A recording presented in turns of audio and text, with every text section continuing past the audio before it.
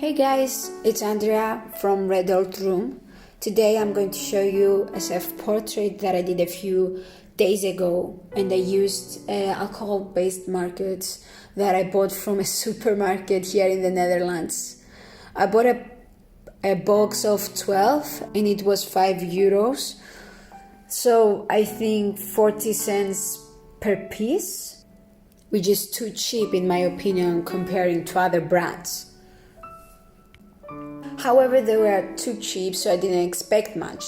I wanted to try and see if they fit my style or if I can express my imagination with them.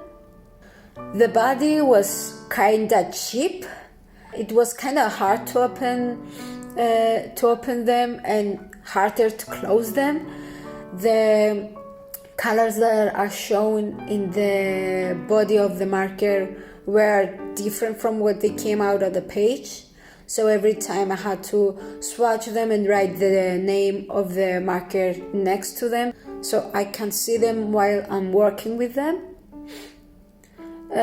Also, I think I've used them 5 times or 6, and one of them has already run out, so I might need another one, or I might move to another brand to start reviewing or checking more brands on alcohol-based markers.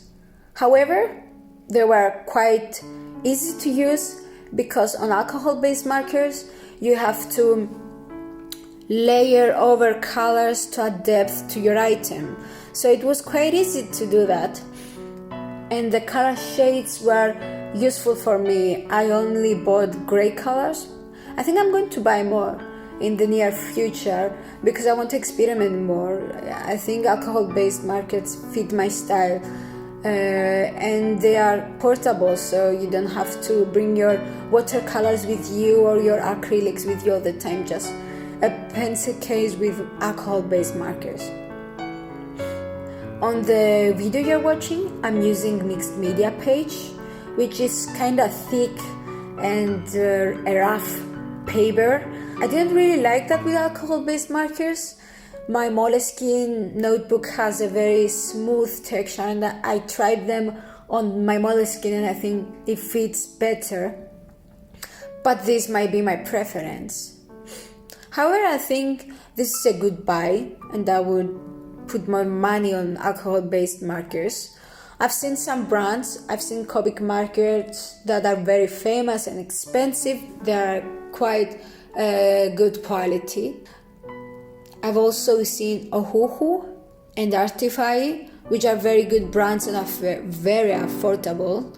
I can link videos below describing them, reviewing them and comparing them with the Copics, and you can go watch them if you want to, if you're more interested in them. Anyway, I'm going to leave you to enjoy the time lapse and I hope I'll see you in the next video. Bye!